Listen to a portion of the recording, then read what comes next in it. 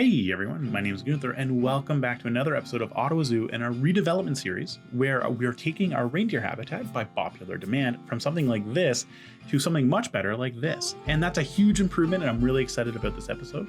Now, as always, feel free to leave a like, drop a comment, or even subscribe. It definitely helps me out, but I want you to remember there's no pressure to do any of that.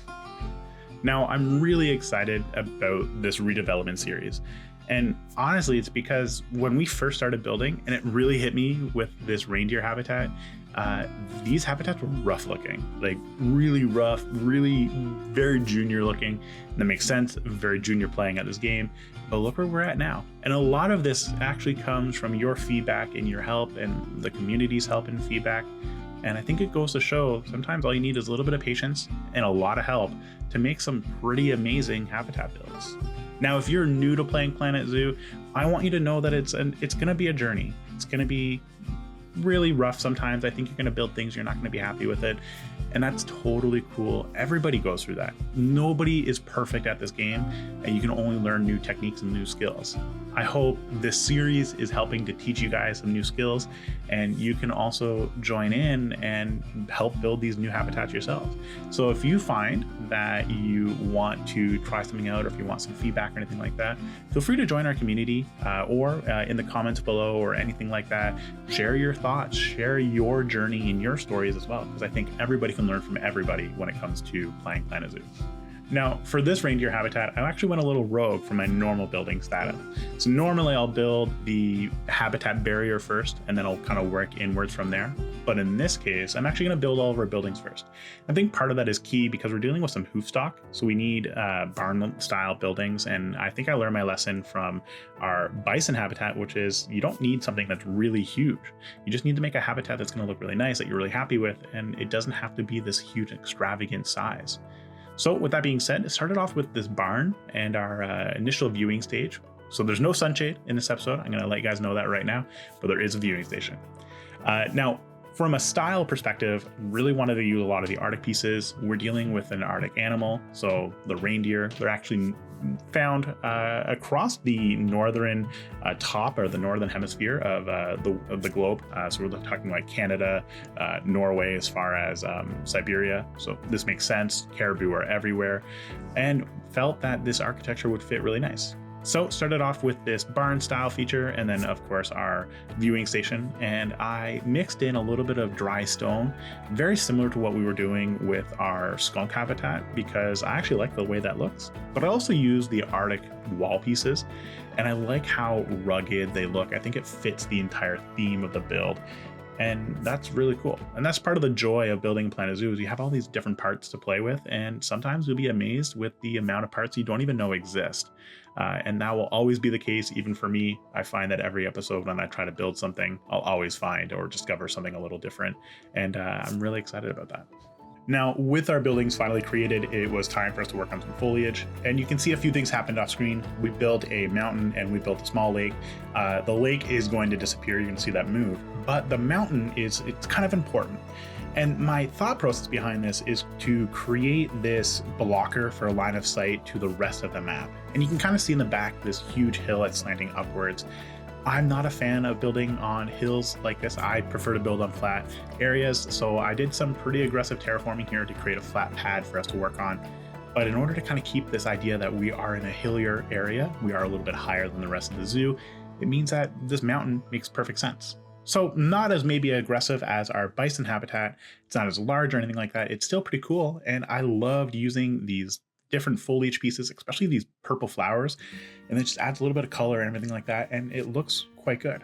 Now, on the flip side, in the final tour, you're actually going to see a lot more tree work placed here. And it's really just to hide all of those dips and curves from the mountain. I hadn't originally placed them down, so it was time for us to kind of cover that up and find a new home for them. And of course, our last step is just to add some additional buffalo grass. This actually helps to hide a lot of that flat surface, the green, and it gives a little bit of added texture. Now, I mentioned this earlier, we had an initial lake placed down, wasn't really happy with the placement. It wasn't meant to be the focus point of our habitat, so moved it off to the side, and I'm trying a little bit of a new technique. So I know when it comes to lakes, they're always really rough, and I feel I'm not very good at it. And it's pretty amazing what you can find on YouTube. If you just search a Planet Zoo lake tutorial, you'll find quite a few different videos, and I stumbled across this one. I'm a huge fan of it, and it was pretty easy to emulate. And all it is really is you take these rocks. I went with these like savanna rocks. You create a group and then you place them down, adjust them, offset them a little bit, and then I added in these dynamic mossy rocks to add a different color flavor to it, kind of make it look like the water's cooling, allowing moss to grow up from the water onto the top of the rocks. So with their initial rock placement completed, it was time for us to work on some additional foliage, which really my favorite thing to do. And knowing that this area of the habitat is going to be inaccessible means we can go a little bit more heavy-handed with our foliage, place some more bushes. They're never going to get back there anyway, so played around with it a little bit more. With that completed, it became time to work on a lot of the stonework. So I did add some additional capstones to the end of our rock formations, just felt that it would kind of bleed it in a little bit better. And then it was time to work with our faux rocks. And there's actually 4 faux rocks that we're going to utilize in this build.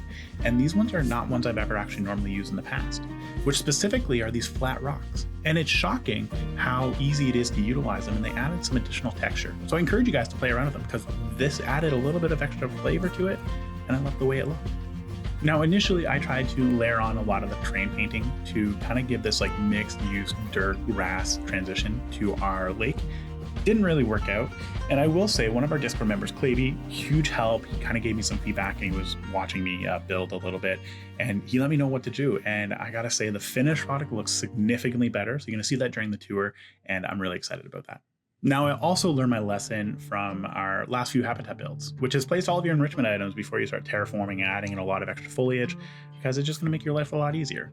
Nobody wants to deal with the auto terraforming with some of these items, and it's too much of a hassle. On our skunk habitat, as an example, I placed some things down, and they created these holes that I couldn't see, and one of our skunks got stuck in it, and it was really frustrating. I thought he died all of a sudden, so I ended up buying another skunk and putting a new one there, and then turns out the other skunk was still there, so now I have 3 skunks. It was a very frustrating experience. So I learned my lesson. Place your enrichment items earlier in your build before you start working on all of your terrain and stuff like that. Now, I did go back to our lake and add in some additional aquatic nature pieces. This is one of the only times I went outside of our normal foliage palette to add additional flavor to that water. I know it's not ideal, it's not something we would actually normally have in this area, but I think it fits the overall build. Now, again, I mentioned this earlier, I utilized some of these trees to kind of create these bigger, thicker bushes. I know our reindeer are not going to go over there, so that makes sense, and I'm okay with that. Now, keeping within the theme of having these iconic buildings in each of our habitats, not counting the barn as the iconic building for this one, wanted to create this feeding station house. And this is really just to cover our feeding station from bad weather, things like that. If it starts snowing, we don't necessarily want our reindeer eating wet hay. So knowing that, created this generic building, kind of followed with the theme of our viewing station for our guests. And I kind of stumbled across this new thought process. Now, anybody can build this viewing station. I think it's pretty easy. It's really just made from one piece, and that's okay. It works. And I think a lot of people probably get it to this point and they might stop. And part of my advice for you is to experiment. And it's in the act of experimenting, you're going to find all these really cool processes and ideas that are going to make your buildings pop just a little bit more. And I think this is a perfect example. What we had worked, but as we start layering on all these additional Arctic pieces, things start to take shape. I actually especially love this latest work that we utilized, and then added a little bit of a cap, and you're not going to see the full thing, but it looks significantly better. And then of course, once we place it over, raise it up a little bit, found that I liked it so much that I wanted to do the same thing on our viewing station.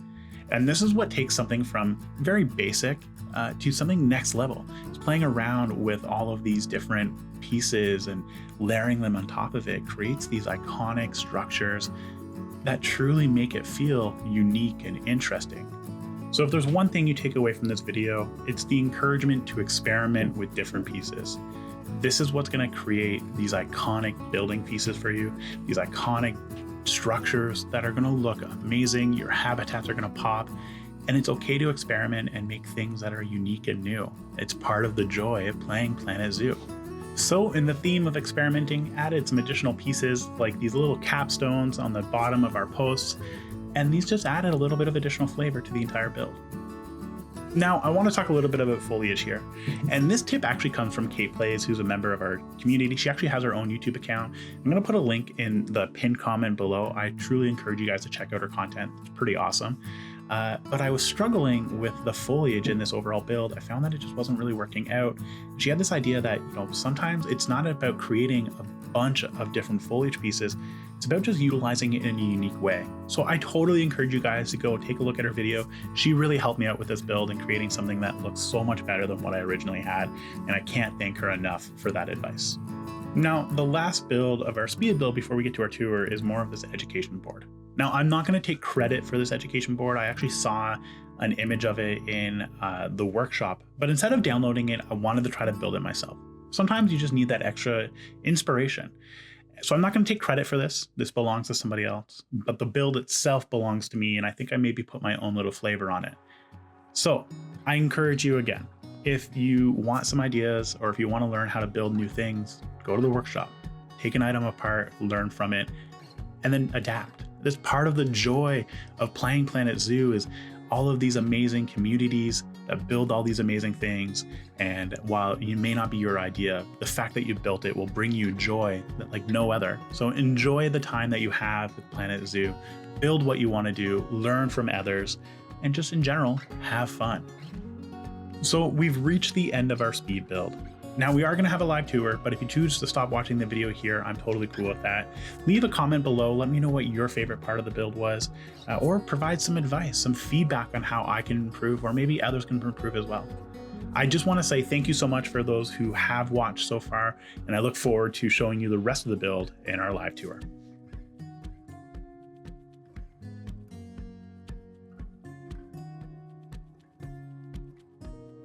And just like that, it's time for the live tour of our new and improved reindeer habitat.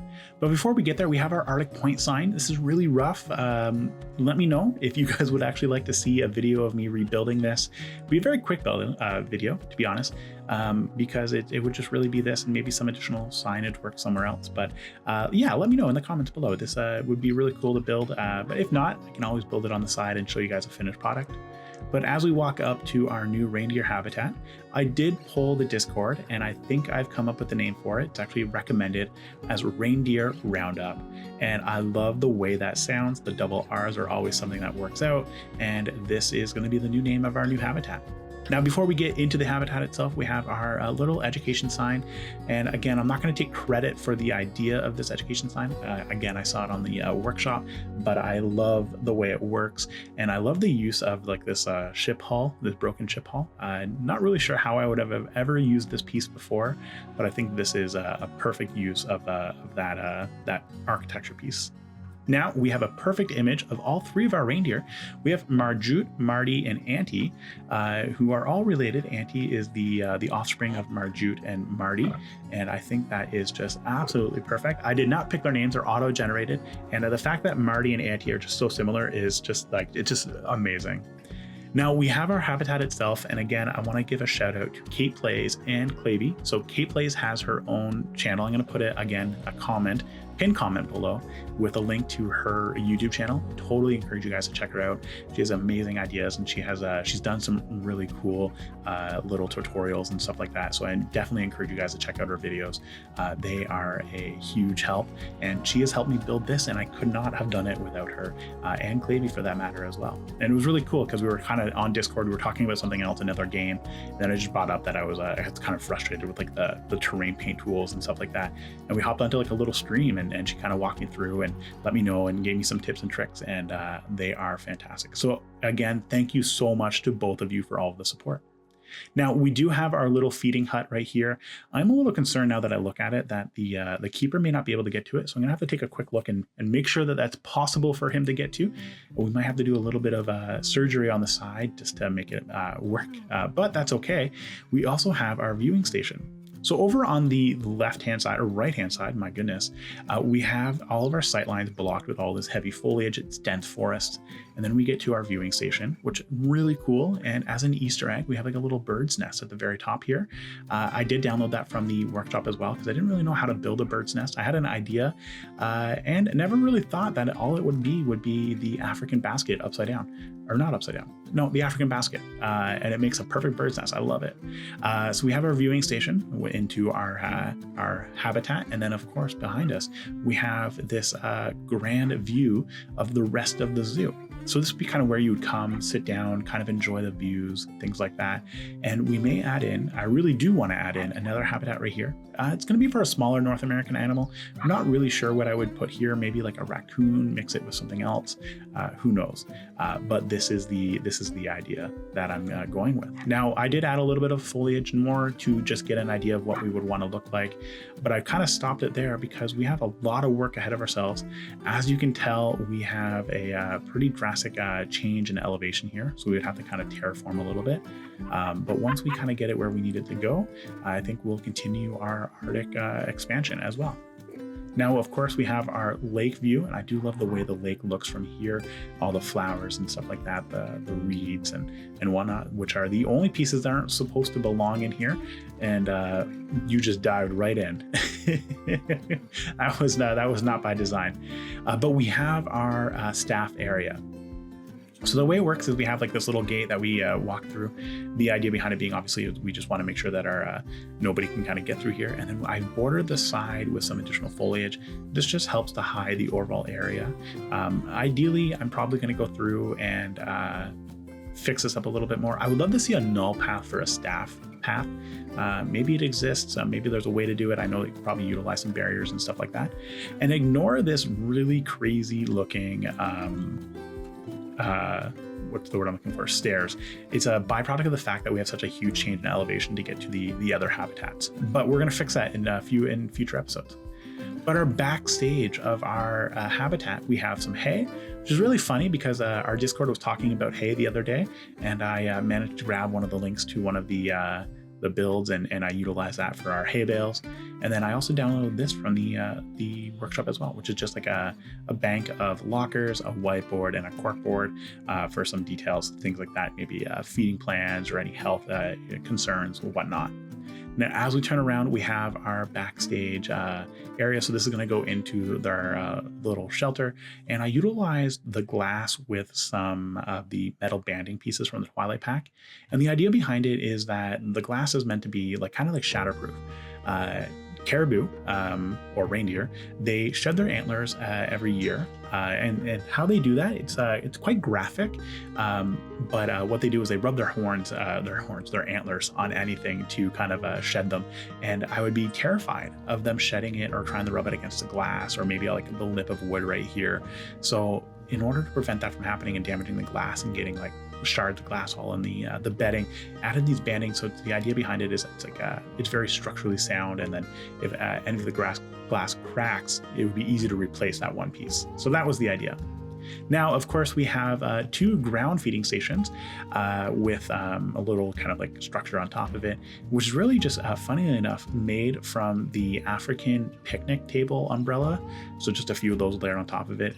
Pretty surprising to utilize that piece as a hay piece. And then of course I added this like little wooden Christmas tree. I felt it kind of fit the season and the area as well. And then as we kind of come out, you can kind of see we have the wall that just really acts as a windbreak. It's going to be an open area. Their hoofstock, they're going to come and go as they want, and we can kind of see into the habitat proper. Again, I love the foliage work, and I can't say enough thank you to Kate Plays for all of her ideas on how to improve this and make this the way it works. And I'm super thankful for all of that support. Now, as always, I just want to pop in a reminder. We have our own very own Discord. It's full of community members. I encourage you guys to come and hang out with us. We're actually in the midst of a challenge for our holiday period. So it's running until December 16th. So if you want to participate and have a chance to win some DLC, by all means, come and join the Discord and have some fun, build some cool things. Other than that, I just want to say thank you so much to everybody who's watched the videos and who's made it this far. Our channel is growing exponentially, and it's all thanks to you guys and your support, tips and tricks and feedback, making me a better builder. Would not have been able to do it without your support. Otherwise, I just want to say, as always, ciao for now, everybody.